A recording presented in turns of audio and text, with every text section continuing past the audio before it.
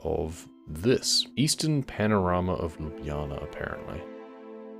It's not much of a panorama, it's just our building. Am I supposed to get a better view? I don't know. Or is that just what that building is known as? Oh, that's a nice enough picture anyway. It's a kind of cool building. I do like it. I feel the Eastern panorama is probably the... Ooh, Lamborghini. Well, that's nice. Can I get one of those? The Eastern panorama is probably this more than anything. I haven't changed my bindings for... Wrong one.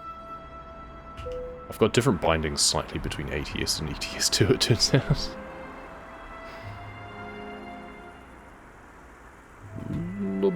Ljubljana. I think that's how you pronounce it.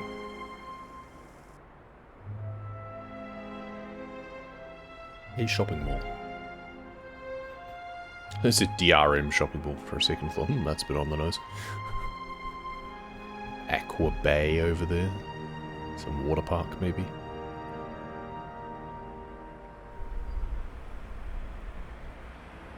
Very nice. Yep, definitely water park. Those look like slides.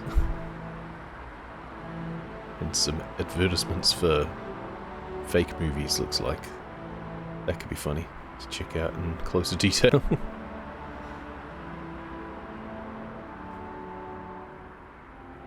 I wonder if they're based on... Well, I assume the buildings are based on real buildings. It's a case of whether or not the businesses are. That's an interesting look. Ah, with an ice cream cone. They look very pasty. Hey, there we go. Celebrity Cat, Wind of My Soul, Captain Truck. Brilliant. Heart rate. Let's go see a movie, shall we? Okay, now, it's only 2 minutes has passed, pretty much. 3 minutes has passed in the game. So we've got plenty of time still, which means I'm actually going to dip down here just to discover this road for the sake of it. Never mind. Then just turn at the intersection here.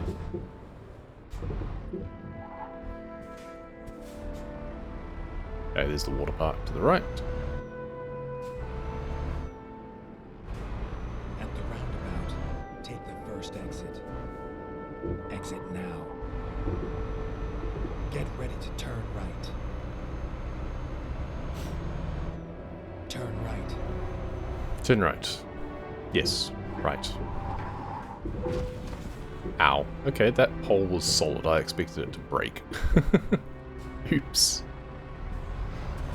Turn right. I've been playing too much Forza Horizon. I'm just expecting things to break and go spinning off and me to not suffer any damage. I'm going to need to change that thinking. Or this is going to get very messy very quickly. Trade market. Yep, that one. Big job. You can just mash A at those points, thankfully, with the controller. Which one was it? I didn't pay attention. I think it's the white one.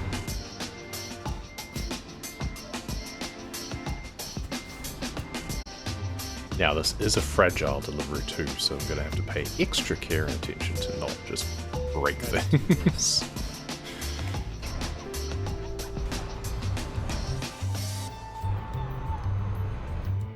So there's a lot more still to do here in Ljubljana, but that'll have to wait. There is a garage here, so I can just bamf back here whenever I feel like it. Though I have been down that road already, so maybe we just go this way. So why not? Keep left and then turn right. Why does it keep left and then turn right?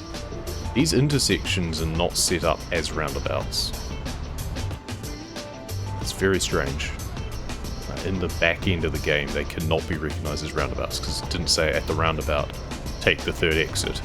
It said, turn left and then turn right. Very strange.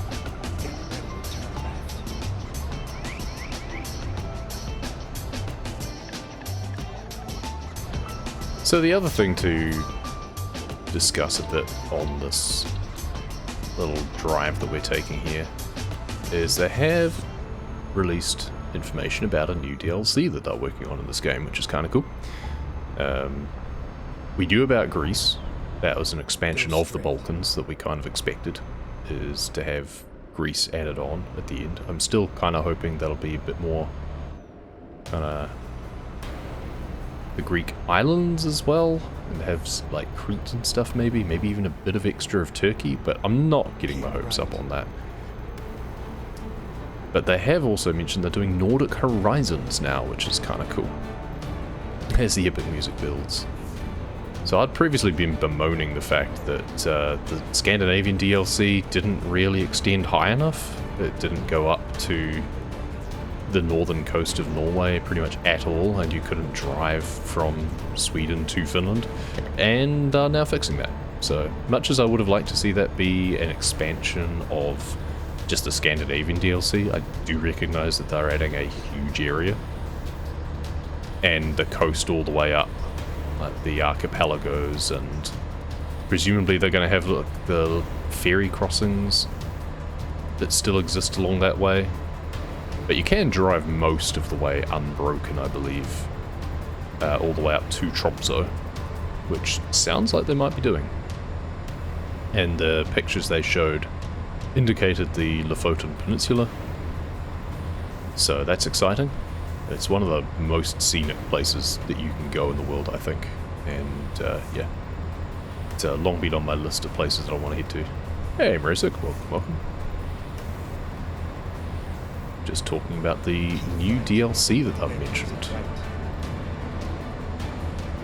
Got opportunities for an even longer speedrun, maybe, if we really want to. Exit right. I'm not quite sure why I'm exiting right, but apparently I am. So, okay. This is all new to me. Not been through here before. Go straight.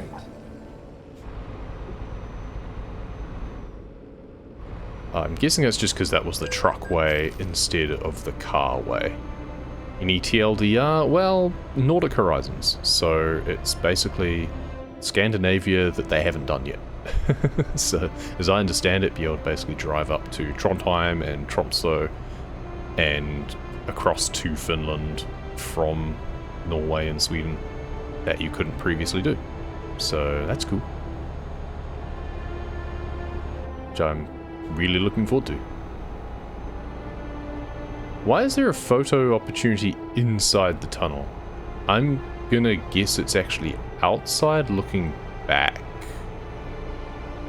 because otherwise that's weird. Let's find out, shall we? Photo studio, let's see. Yeah, I'm not sure how to pronounce that now. Oh, it's the time again. Here it is. There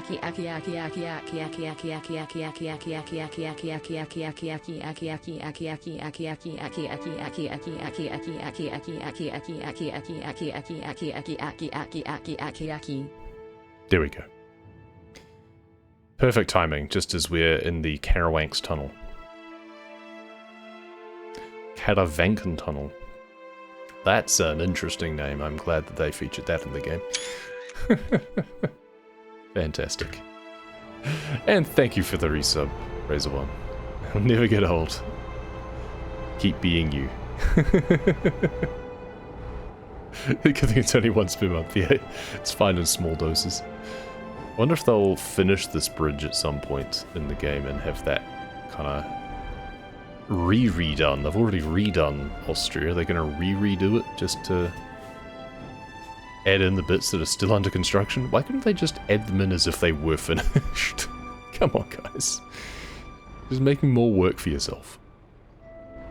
A new longer speedrun route? Probably. I do really want to do like a... Rerouting. I don't know. Not sure even what it would be. Wouldn't necessarily be longest per se. It's got to make it fun. But something like Tromsø to maybe the southernmost point in Greece once that comes out as well. I just realised I pressed B accidentally at some point, so I was just stuck in 12. Because it wasn't in auto anymore, it was in sequential. That's funny. That explains why I wasn't going anywhere. Also, we should do scenic mode. Done 2 FTT runs today, and you say, nice. I haven't done any runs in ages. I started to map out doing a run again. I was gonna try and redo Istanbul to Aberdeen, because I'm not sure how it might have changed now with the Balkans. And then I got completely distracted and ran out of time, because I mean, that run takes like an hour and a half, so I need a lot of uninterrupted time to be able to even attempt that. So, shaky at the game, haven't touched it in months. Yeah, I've only touched it casually. And I've been playing kind of arcade games. Like I was playing Forza Horizon 4 recently, because I was reminded that that existed by Game Pass. So, yeah. I slammed it into a like lamppost earlier and was surprised that it didn't just break and give me points, because that's what happens in that game. So I've got to remember in this game I can't just smash things and expect to get away with it.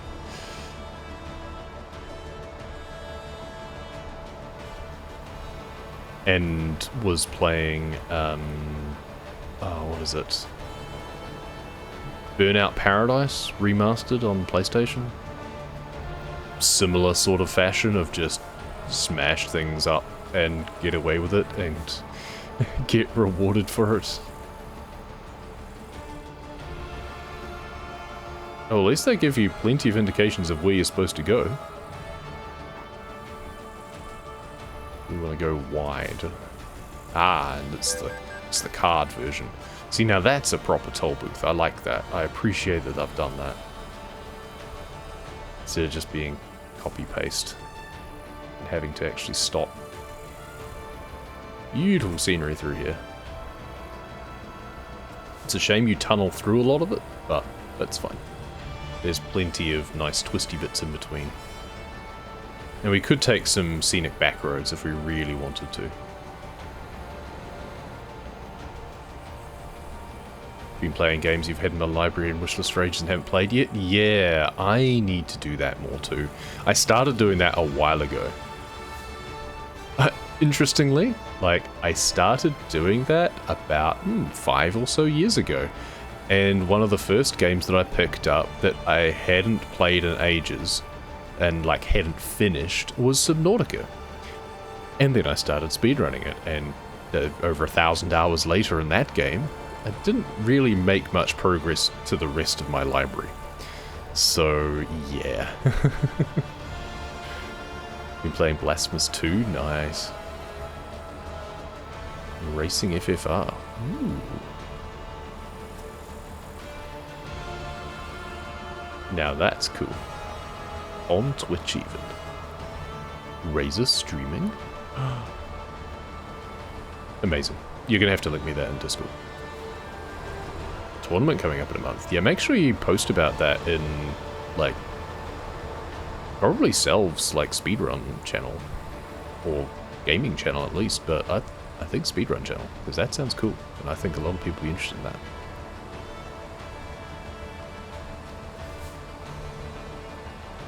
Yeah, my problem is that I start playing games that I haven't played before, or haven't finished, with an eye to completing them, ideally. I'm a bit of an achievement hunter, and I get very derailed on going after like really rare and obscure and hard to get achievements, and then that just occupies my time far too much.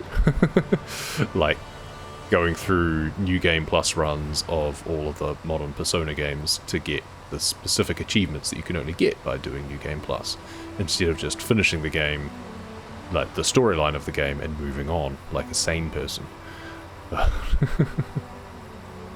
And then going and playing them again on PlayStation after having already played them on PC. And then picking them up on Steam when I've already played them on Game Pass to play them again, probably on Steam, possibly on stream. So yeah, I have a problem. Several problems.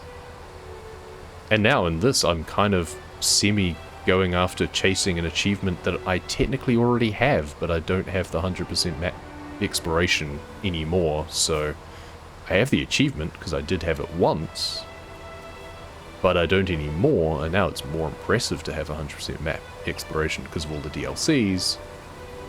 And that's going to be this year's project, basically, which is now going to be made even harder by the fact that they're doing the Nordic Horizons on top of Greece. I was thinking, hey, ETS2, they're pretty much finished with, right? They're redoing a bunch of stuff, and they're adding Greece, but other than that, it's pretty much done, right? There's not much more to add. Heck minute. Turns out, I was wrong. I think they must read my posts and just went, you know what? Right. Races require 10-minute delay and emote only. Makes sense. Yeah, that's like when people do StarCraft tournaments online and stuff, there'll be a specific tournament delay that's enforced. So I think it's a case of like you can have chat open for those because, you know, what happened 10 minutes ago in SC2 was, well, that could have been last game by that stage. But yeah, some games you want to do it, others it's finish and move on. Yeah, for me it's a large part of it will depend on what's the proportion of achievements require multiplayer, because I am never really going to get those, or it's going to be very difficult to get those. So if I know that I can't, like, gold the, or platinum the game, if I can't get the perfect game because of multiplayer stuff, I'm less inclined to just chase after obscure solo stuff as well. Currently playing Sniper Elite 5. Meh. Mankind Divided, great choice. I have another run of that I was trying to do as well. Speaking of obscure achievements, I was trying to get the one of not setting off any alarms, because I thought I did that on my pacifist run, but it turns out there's one scripted alarm if you do things in a certain way in a particular mission that counts, which is really annoying. So I was going to try and go back and do that. I started doing it on stream, and then lost the plot. So stopped playing it. Stopped streaming as much in the evenings, so lost kind of the amount of time to do that. Witcher 3, also I need to finish. I still haven't left Velen. I still haven't gone to Skellige, because I got far too distracted. I'm like level 25, and I think I'm meant to be 12 to go to Skellige. Detroit Become Human, I've been interested in that, but avoided it because I've got too many others. Far Cry 5, I tried playing Far Cry and kind of couldn't get into it. I don't know, I think I tried 4 as opposed to 5, but I found that the gameplay style was just a little bit, I don't know, meh. It didn't gel. It was kind of like survival-esque GTA, and yeah. I prefer stronger character storyline sort of games generally, so Battlefield 5 and Hardline. I've not played any of the Battlefield stages, I'm pretty crap at them. And my hands these days do not like fast things, like mouse keyboard action. Every time I jump in and play a shooter again, it tells me that I shouldn't. And Talos Principle 2, I've heard that's good. Kind of not my kind of game, but too abstracty, I think. But I've never tried. And Talos Principle's one that's kind of been on my list at various points. Mainly because it goes on sale a lot, I think. Occasional Minecraft in between. Yeah. I don't do Minecraft, but I do have a bunch of just kind of default comfort games that I go back to. Like this. Truck Sim and Power Sim have been my comfort picks lately.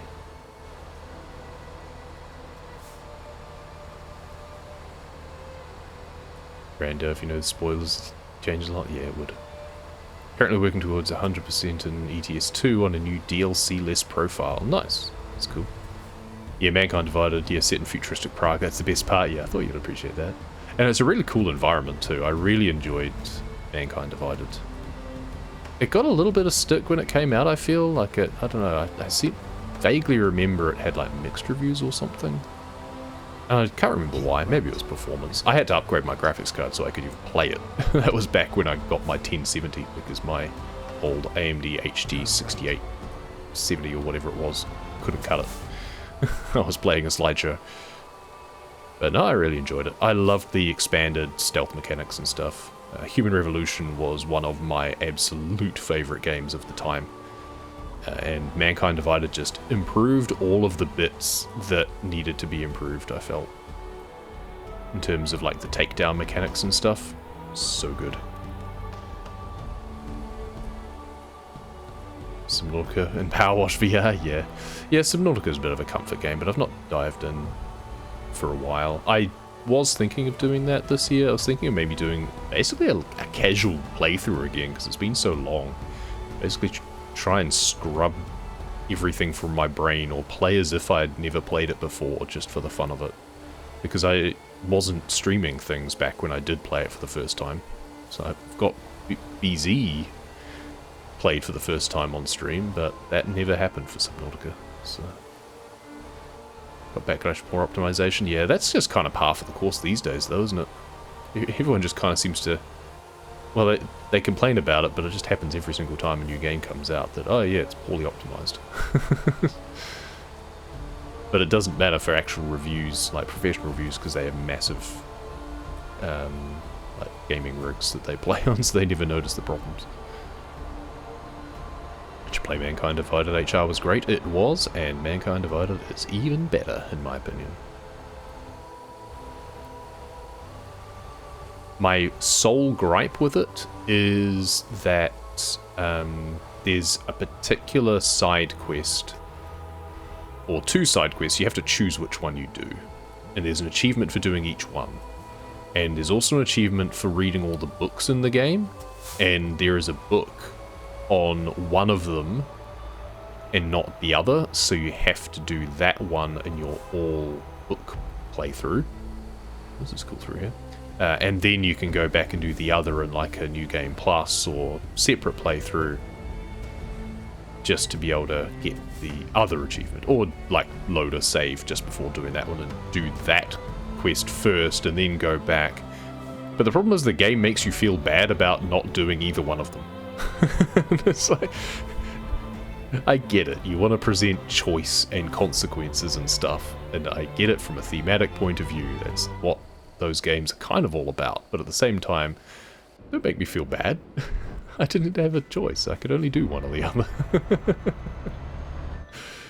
What was my approach for 100% map achievement? Just do it.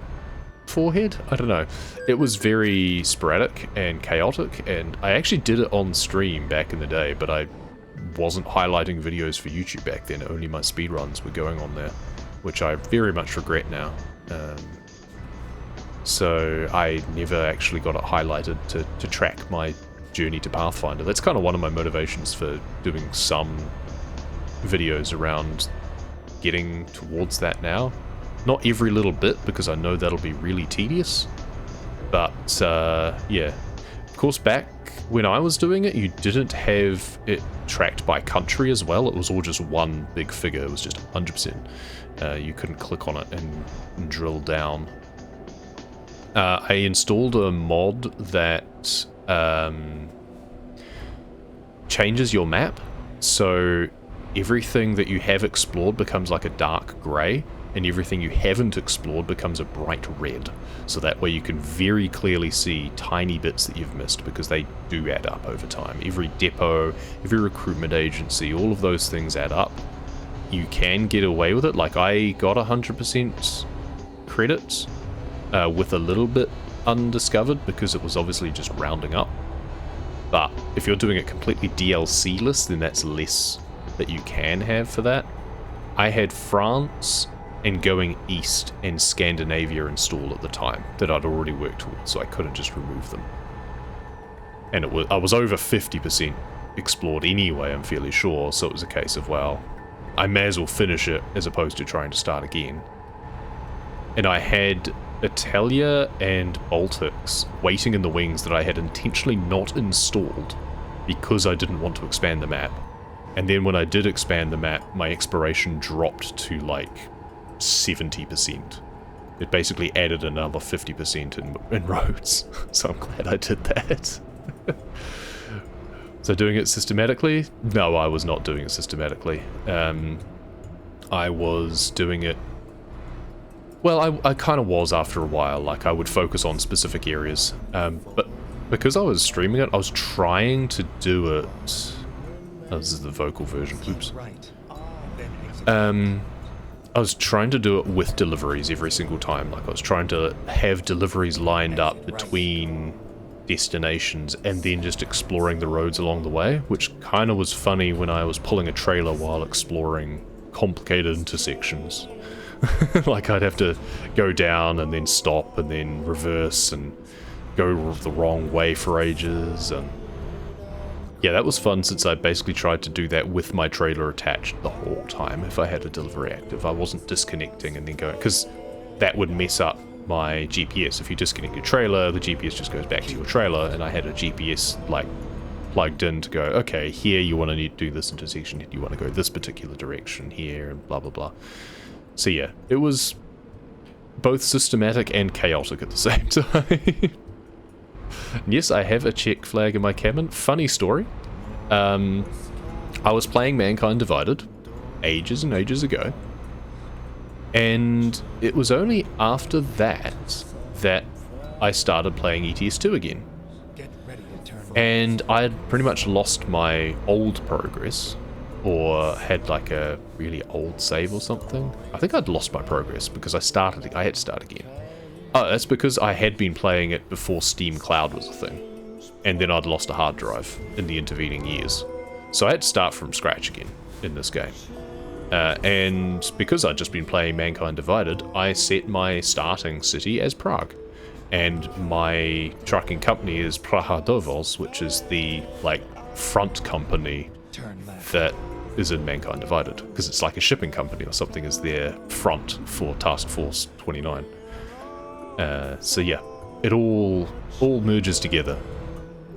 That's the interlinked lore for this channel. For this channel and this game and those games, there is a link. I also have a bit of a thing for Prague and the Czech Republic. I'd love to go there at some point. I have not been able to yet in my travels. The closest I've got has been Switzerland. At some point we were thinking of maybe getting over there and doing a bit of a European tour. We've got friends who live in Austria. But yeah, that hasn't happened. And it's going to be very difficult to do so. So maybe one day. But yeah, it's hard to be that optimistic. The Czech translations were something, yeah, I'm sure they weren't great.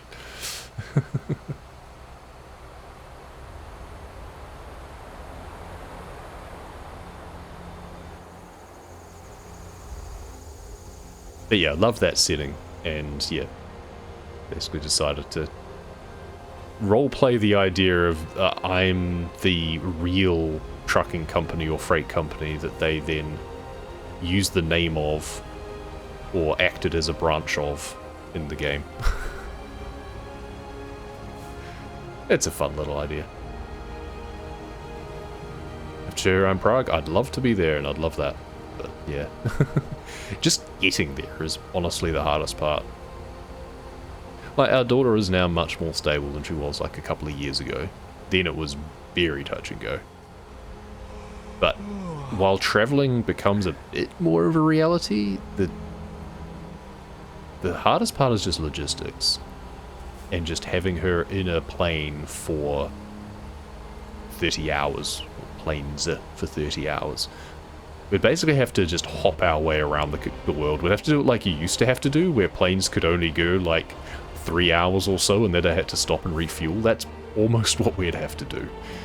Because just, like, there's nowhere to change the nappy of a person of her size in an airplane.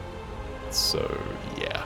I mean, just disability travel in general is just an absolute nightmare, even for, like, adults fully, like, well, not fully capable, but mostly capable, neurologically capable.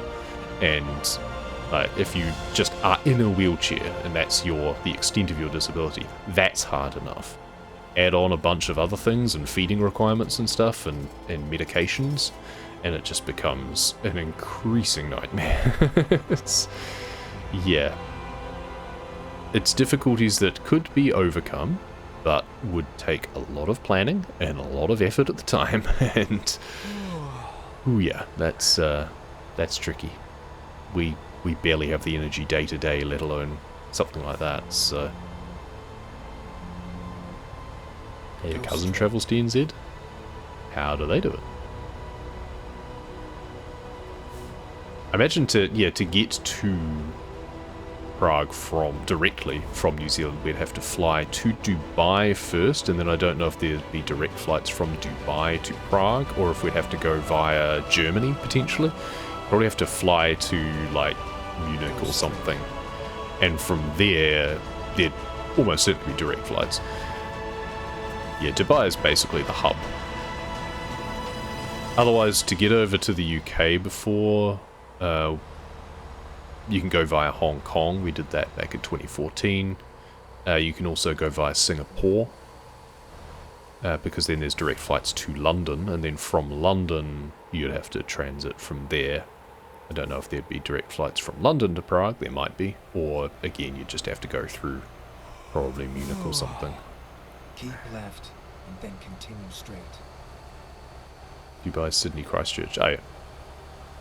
Yeah, once you get to Sydney, then you can go to Auckland, Wellington, or Christchurch, basically. Even Queenstown, I think, from Sydney. Dubai also flies, I think, direct to Auckland again now. For a while, through COVID years, they were only doing the via Australia routes. Not sure if they've started up the direct ones again. Go straight. Whether there's enough demand for them yet. Yeah, we're a long way away from anything. Our first foray into international travel with our daughter, if we manage it, would be just across the ditch to Australia. It'll just be maybe a week over there, just to see how it goes and get a feel for the difficulties. One of the other concerns is because she's wheelchair bound, so basically what you have to do is you can have your normal wheelchair as far as the gate, I believe, but then to get onto the actual plane, you then swap to a specific one that can fit down the aisles and stuff like that, and it's like collapsible and everything. So you kind of go down to your seat in that, and then have to get into a normal airplane seat, which is not easy, in order to then take the flight, and then your chair from the gate goes just into the hold, and hopefully at the other end it's intact and you can transfer into it again at the other end. But a big problem with disability travel is those chairs don't necessarily get treated very well, and they just end up in the hold and maybe not tied down properly, and there's a real chance that they could be damaged. And the last thing you want to be is stuck a million miles from home with a chair that doesn't work anymore. So yeah, that's an added concern. You know, you hope that doesn't happen. It shouldn't happen, but it's a very real possibility that it has to be considered. So one of the things we had thought of is maybe doing like a cruise via boat from Auckland to Australia and then fly back from Australia, because that way if something gets broken in transit, at least we're back in the country. Exit right. For us to sort that out.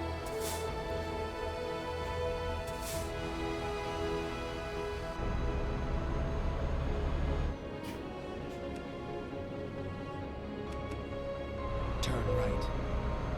I didn't even check my rest before I left, but I am starting to grey out, which is not great. I have 2 minutes left. Okay, well, I've only got 19 minutes on the delivery anyway, so that's fine. I'm not going to be in danger of blacking out completely. And we've made it to Bern. We haven't really commented on the scenery along the way, but it has been beautiful. We're back in Switzerland, which we've pretty much completely discovered, I think. I think we really just have to go back across to Austria. There's probably a few little connecting bits we've missed. Also, they're completely redoing Switzerland soon, so we're going to lose all of this progress in Switzerland again. So that's fun. Keep left and then turn left. Prague, Dubai, Sydney, Christchurch, 30 hours. Yep. Yeah. depending on how long you have laying over. And if we were traveling with our daughter, then you bet we would be leaving plenty of time between flights at each stop. We would basically just have to break the journey up bit by bit and like spend a night in each place or something. Turn left. That requires having enough time off to do all of that.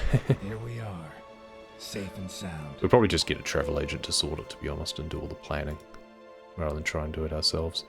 You know what, we'll do this one, because that honestly seems easier than getting all the way over right next to the wall.